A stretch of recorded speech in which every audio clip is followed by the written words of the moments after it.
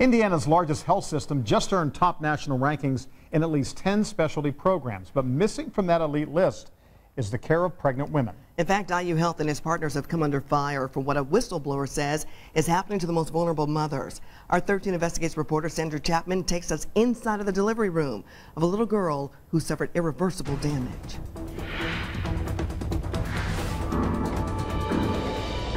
Toddling around with 2-year-old Denise takes on a different tone. Noise makes her happy. In this house, the saying goes, life is not measured by the number of breaths we take. She makes some pretty cool music. But by the moments that take our breath away. I'm right here, yeah. This is one of them. Words unspoken between a mother and her baby girl. It's been that way since January 2013. Hello. Just laying down. How are you, sugar?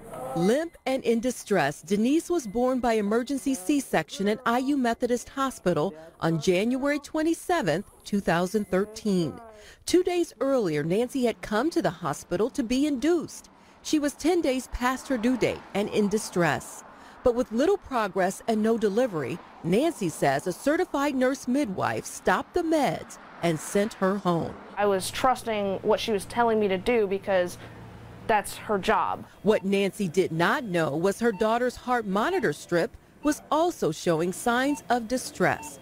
Her attorney says the certified nurse midwife missed that critical piece of information. Denise was in great distress. Mom and baby were both in a bad place. After 2 days at home with no relief, Nancy returned to the ER. Then I remember an actual doctor showing up and her being alarmed and carting me right off to surgery. She knew right away there were problems. Pink little baby, mommy.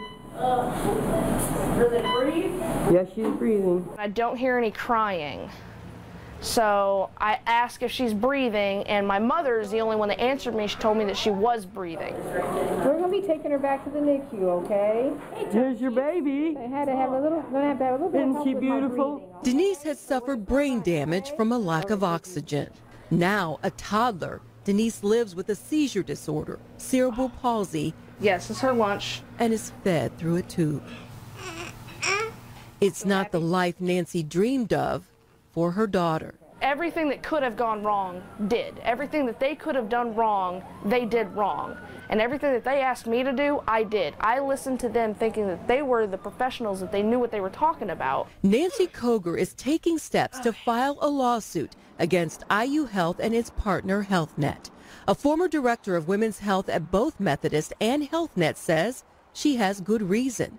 In an unsealed federal whistleblower lawsuit against IU Health, Dr. Judith Robinson refers specifically to the care Koger received, saying after delivery, various physicians reviewed the monitor strip from Nancy Koger's induction and determined that with the abnormal tracing that was evident, she never should have been sent home. I expressed concern about patient care and safety issues.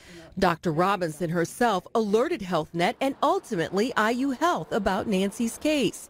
She says baby Denise was one of 3 who suffered permanent neurological injury within a 6-month period at the hands of certified nurse midwives caring for high-risk, low-income pregnant women.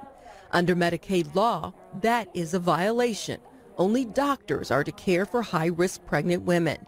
Robinson reported there were also 17 examples of patient harm or near misses. At the same time, Robinson says IU Health was bilking taxpayers out of millions of dollars by fraudulently charging Medicaid doctors' rates instead of the lower rate for midwife services. In an email, Robinson warned HealthNet saying, "We need to help devise a process to fix a broken system." HealthNet's chief medical officer responded, "I believe these meetings you are requesting are premature." Nobody did anything about it. And their response was not to meet with me, not to meet with the other physicians, not to allow me to take it higher up. We weren't just one isolated case of oops. Since the federal lawsuit was filed last year, there have been some changes on the HealthNet website. Initially, the site said this: most women do not see a physician during their pregnancy or birth. However, a physician is available at all times for consultation. A portion of the site now reads, Patients with a high-risk condition are scheduled to meet with an OBGYN physician who will lead the plan of care during your pregnancy. I want them to admit that they did wrong. Nancy says the idea of a health system putting mothers and babies at risk to make money is incomprehensible. She won't allow herself to linger there too long, though. She needs to stay upbeat, knowing Denise feeds off every touch. They need to give care, proper care, and follow the laws that they have in place for people's safety. Instead of treating people like second-class citizens, give people the care they deserve, even if they're broke. In a written statement, HealthNet tells 13 Investigates the health and safety of our patients is top priority. We take matters like this seriously. We deny allegations of wrongdoing, but given the litigation, we cannot discuss details.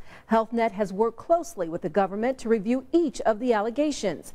Now, Nancy Koger's attorney says his firm is reviewing similar cases and has filed medical malpractice complaints against IU Health and its network on behalf of 4 other mothers. Sandra Chapman, Channel 13 Eyewitness News.